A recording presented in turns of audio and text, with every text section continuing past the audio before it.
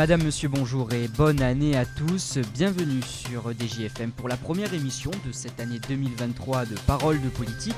Nous ferons le point sur l'actualité politique du mois de janvier au niveau local, national et international. Nous vous aiderons à mieux comprendre comment est élaborée et adoptée une loi en France avec le décryptage. Nous débattrons un peu avec notre coup de cœur et notre coup de gueule. Et enfin, nous essaierons de vous faire rire avec la parodie politique du mois.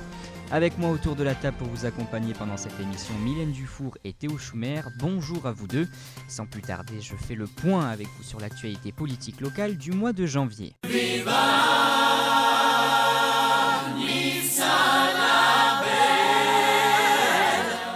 Pas de flash info local ce mois-ci, mais un petit recap de l'actualité.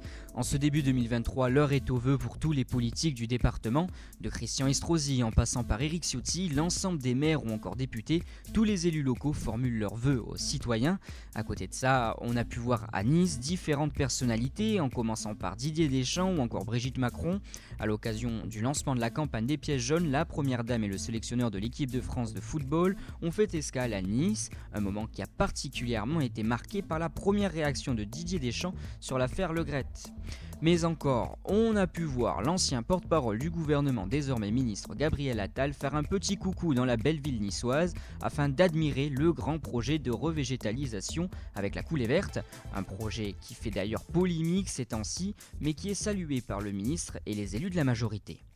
Pas grand chose en plus, mais on continuera à suivre l'actualité politique dans la région et à l'échelle locale.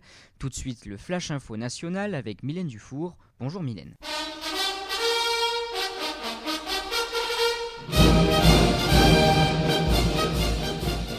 Bonjour Justin, bonjour à tous. C'est une véritable escroquerie, une véritable injustice. Ce sont les mots de Marine Le Pen samedi 14 janvier en déplacement dans la Marne à propos de la réforme des retraites proposée par le gouvernement.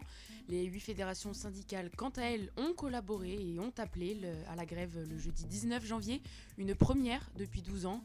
Enseignement, raffinerie, moyens de transport, tous ces secteurs ont été touchés ce jeudi noir.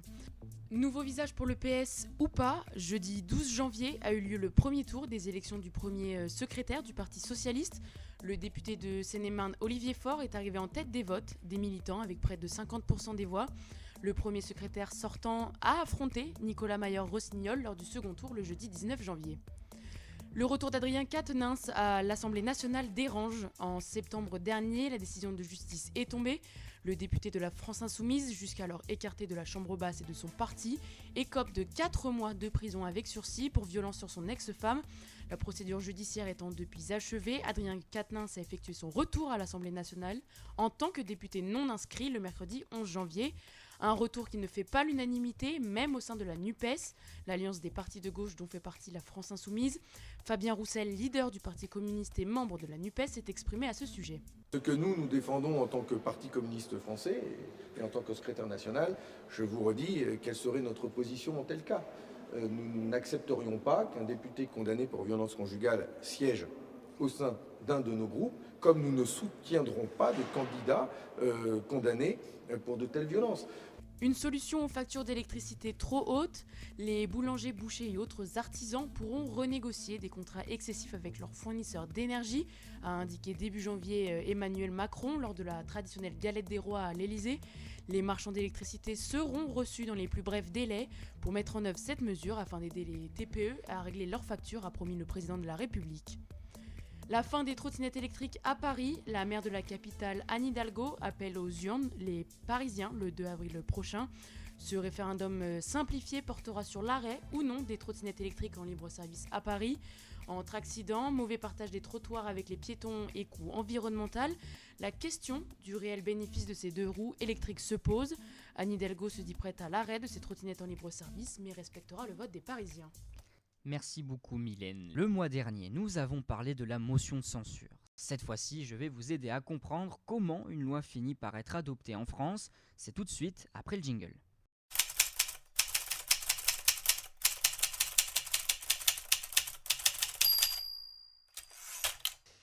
En France, l'élaboration d'une loi est relativement complexe et elle fait partie intégrante de la politique d'un pays. Alors, l'Assemblée nationale et ses députés, ainsi que le Sénat et ses sénateurs, sont les deux assemblées qui permettent l'élaboration et le vote d'une loi en France. Lorsque le gouvernement est à l'initiative d'une loi, on parle de projet de loi, alors que quand ce sont les parlementaires, c'est-à-dire les députés et les sénateurs, on va parler de proposition de loi. Alors, il faut bien comprendre que le projet ou la proposition de loi est au tout début posé sur le bureau de l'une des deux assemblées. Partons du principe pour l'exemple que c'est celui de l'Assemblée nationale en premier. Alors vous allez me dire, comment le texte est-il étudié par la suite ? Alors il va y avoir un examen en première lecture par l'une des 8 commissions permanentes ou par une commission spéciale constituée à cet effet. La publication d'un rapport écrit sera donc faite avec l'inscription à l'ordre du jour et la mise en place d'une discussion en première lecture en séance publique, suivie d'un vote par l'Assemblée concernée. Une transmission à l'autre assemblée s'effectuera ensuite, c'est ce qu'on appelle la navette parlementaire. Dans notre exemple, le projet ou la proposition de loi fera la navette vers le Sénat. La procédure suivie par l'Assemblée nationale dans un premier temps sera la même pour cette nouvelle assemblée.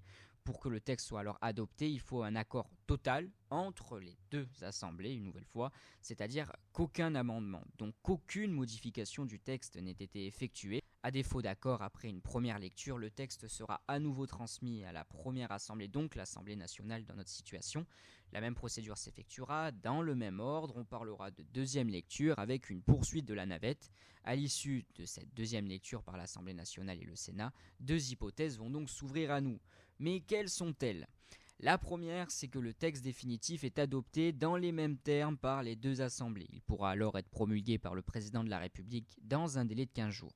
La seconde, c'est que les deux assemblées n'ont pas trouvé d'accord au bout de la deuxième lecture, et ce, sans aucune modification. Le Premier ministre pourra, même s'il n'est pas obligé, convoquer une CMP, une commission mixte paritaire, rassemblant députés et sénateurs, afin d'essayer de trouver un accord. Mais si la CMP n'arrive toujours pas à se positionner, ce sera alors le vote de l'Assemblée nationale qui primera sur celui du Sénat. Le vote de cette Assemblée primera aussi si une CMP n'est pas convoquée. À son tour, le président de la République pourra promulguer le texte de loi dans un délai de 15 jours. Mais après cette promulgation, est-ce que le texte est finalement adopté ? Qu'est-ce qui se passe ? Eh bien non, ce n'est pas fini. Même si l'on n'entre pas dans les détails, il faut connaître une certaine subtilité. Une fois promulguée, la loi n'entre pas en vigueur immédiatement. Elle doit être publiée dans le journal officiel de la République française. Elle n'entrera donc en vigueur que le lendemain de sa publication au journal officiel ou à une date ultérieure que la loi pourrait prévoir. C'est tout pour l'adoption d'une loi en France. Sans plus tarder, le coup de cœur et le coup de gueule du mois avec nos 2 chroniqueurs. Je vous demande de vous arrêter. Donc ce que vous proposez comme d'habitude, c'est de la poudre de perlimpinpin. Nous sommes 2 candidats à égalité. Mais vous avez tout à fait raison, monsieur le Premier ministre.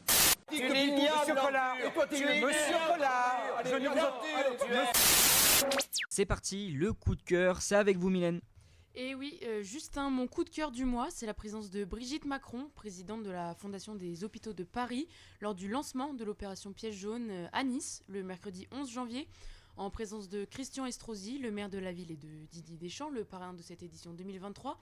La première dame a annoncé les objectifs de cette nouvelle campagne des Pièges jaunes. On l'écoute. On va continuer à faire des espaces pour les familles. Ce matin, j'étais à l'Ancret, c'est ça, monsieur le maire, l'Archet, pardon. Ils m'ont demandé un espace sportif, il y aura un espace sportif, et un espace pour les soignants également. Développer les maisons des adolescents avec des plateformes pour les adolescents, lutter contre toutes les formes d'addiction, de harcèlement, leur dire qu'on est à leur côté, et grâce à vous, tout ça, c'est possible. Dans ce sens, Didier Deschamps a appuyé les propos de la marraine des Pièges jaunes, affirmant l'importance de la présence d'une activité sportive, aussi minime soit-elle, dans la vie des enfants hospitalisés. Brigitte Macron a également annoncé son souhait d'améliorer la vie sociale des lycéens, puisque si les plus jeunes bénéficient de l'école au sein de l'hôpital, pour les plus grands, les cours sont plus compliqués à suivre.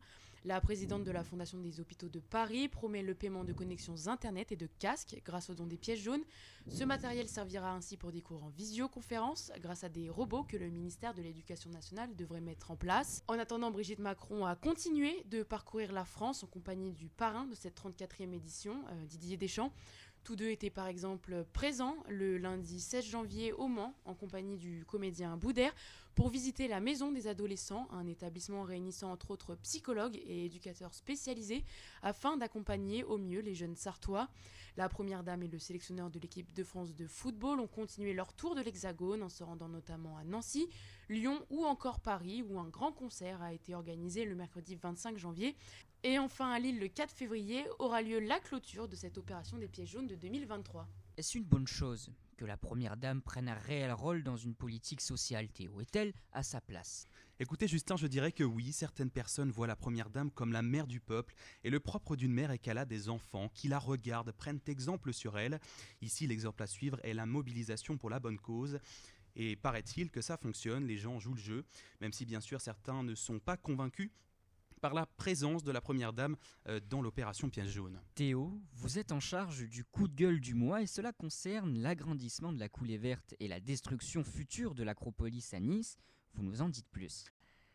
Oui Justin, comme vous l'avez sans doute appris, le grand projet 2023 de Christian Estrosi est la destruction de l'Acropolis. Le grand palais des congrès situé en plein cœur de Nice est voué à disparaître début mars pour voir fleurir à la place un Central Park à la niçoise. Mais c'est sans compter sur l'opposition ferme d'une centaine de personnes qui ont manifesté samedi 14 janvier après-midi devant l'Opéra de Nice. Alors vous pouviez rencontrer à la fois des commerçants venus manifester contre la disparition du palais qui n'arrange pas leurs affaires puisque la culture fait fonctionner l'économie autour, mais vous pouviez aussi rencontrer des citoyens niçois déçus d'apprendre la disparition prochaine du poumon culturel de la ville, comme ils l'appellent, et pour les représenter, des collectifs de citoyens et de quartiers étaient présents et n'ont pas manqué de montrer clairement leur opposition au projet du maire. Je vous propose d'écouter Éric Chrétien, le président du collectif citoyen 06. Dans cette écologie communicationnelle aujourd'hui, on va étendre une coulée verte de 8 hectares pendant qu'on urbanise de manière outrageuse la basse plaine du Var. Sur 350 hectares, si vous allez du côté de l'Arénas, vous le verrez très bien. Donc voilà ce qu'on dénonce, c'est l'incohérence du projet global et c'est surtout cette politique qui est le fait du prince. Il y a des décisions, les élections municipales, ce n'est pas donner un chèque en blanc à une équipe municipale pour faire tout et n'importe quoi, notamment des projets aussi majeurs que cela. Une politique qui est le fait du prince, dénonce Éric Chrétien, président du collectif citoyen 06.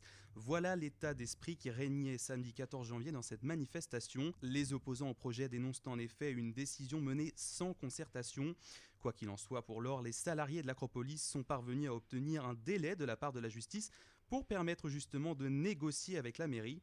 C'est donc principalement sur leurs épaules que repose maintenant l'espoir de voir le projet annulé.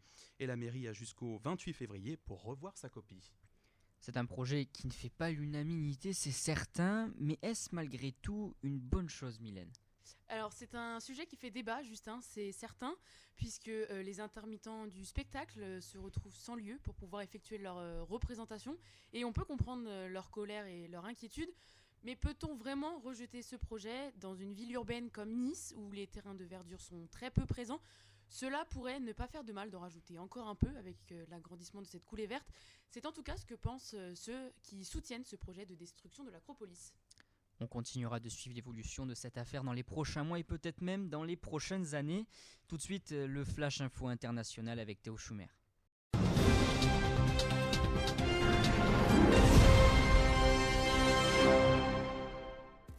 Aux États-Unis, les républicains ont finalement élu Kevin McCarthy au poste de Speaker, président de la Chambre des représentants. C'était dans la nuit du 6 au 7 janvier et il aura fallu 15 votes successifs avant qu'il ne soit désigné par son groupe, au sein duquel l'élu de Californie ne faisait pas l'unanimité. Il est notamment accusé de se plier aux intérêts de Washington. Le remplaçant de la démocrate Nancy Pelosi à la tête de la Chambre des représentants doit maintenant s'atteler à de nouvelles mesures, parmi elles le relèvement du plafond de la dette publique américaine ou encore le déblocage de nouvelles aides pour l'Ukraine. Toujours aux États-Unis, c'est la cacophonie côté démocrate. Un procureur spécial a été nommé le 12 janvier dernier pour enquêter après qu'un petit nombre de documents d'État confidentiels ont été retrouvés chez Joe Biden. Datant de l'époque de sa vice-présidence, ces documents classés secrets d'État ont été retrouvés par la police dans une de ses résidences privées de Wilmington, dans l'État du Delaware, ainsi que dans ses anciens bureaux. L'actuel président des États-Unis a assuré coopérer pleinement avec la justice. Son avocat espère, je cite, qu'une enquête minutieuse montrera que ces documents ont été placés par inadvertance. Fin de citation. Au Brésil, une toute autre enquête vient aussi d'être demandée, cette fois par le parquet général brésilien, contre Jair Bolsonaro. Fin décembre, l'ancien président brésilien a rejoint les États-Unis après avoir été battu de justesse par le candidat de gauche Lula à la présidentielle. Puis le 8 janvier dernier, à peine une semaine après la cérémonie d'investiture du président, des centaines d'émeutiers ont envahi les institutions nationales de la capitale, Brasilia. Le parquet a donc demandé le vendredi 13 janvier à la Cour suprême brésilienne de faire la lumière sur la responsabilité du candidat sortant dans ces événements. À Strasbourg, 12 000 personnes originaires de plusieurs pays ont défilé le lundi 16 janvier jusqu'au Parlement européen. Les manifestants demandaient à l'Union européenne la reconnaissance comme organisation terroriste des gardiens de la Révolution, le groupe paramilitaire de la République islamique iranienne. Et puis une information pour le moins insolite, la COP28 sera présidée par le PDG de la compagnie pétrolière des Émirats Arabes Unis. Mais malgré sa nomination pour le moins surprenante, le 12 janvier dernier, Sultan Al-Jaber a assuré travailler en faveur de la réduction du CO2. Je vous propose d'écouter un extrait de son discours le jour de sa nomination. Aujourd'hui, il est évident que les Émirats Arabes Unis sont devenus un organisateur clé pour la conversation mondiale sur le climat. Cette année marque une étape importante dans la poursuite du développement durable pour les Émirats Arabes Unis, pour la région et pour le monde. Voilà, rendez-vous donc à Abu Dhabi du 30 novembre au 12 décembre prochain pour la COP28. Merci Théo pour ce tour de l'actualité politique internationale. Nous avons encore le temps de rigoler un peu avec les paroles d'à côté. Je vous ai concocté comme tous les mois une parodie politique très sympa, mais avant toute chose, précisons bien que c'est une parodie, que les propos peuvent être sortis de leur contexte et qu'en aucun cas elle constitue une prise de position politique. On s'amuse avec les déclarations de nos représentants, comme toujours. Comme tous les ans, le mois de janvier est sujet aux vœux et les politiques n'y échappent pas. Je vous présente tous mes vœux pour cette année nouvelle. En attendant, permettez-moi, mes chers compatriotes, de vous souhaiter une année 2023 pleine de joie et de bonheur. Permettez-moi d'abord d'adresser mes vœux, mes meilleurs vœux, aux Français. Mais encore. Alors, belle année 2023, à vous toutes et à vous tous. Je ne doute pas que 2023 sera une très bonne année pour la France et pour chacun d'entre nous. Une très bonne année. Bien sûr, les Français écoutent ça avec attention, mais dans leur tête, je vous assure que ça dit réellement ça. Et à la fin, quand on leur demande ce qu'ils en pensent, la réponse, elle est évidente. C'est la mer Noire. Non. Donc dans les faits, qu'est-ce qui se passe dans notre tête? Une hallucination collective. Ouais, bon, si on veut. Mais certains politiques sont quand même bons pour tirer des conclusions comme celle-ci, n'est-ce pas Valérie?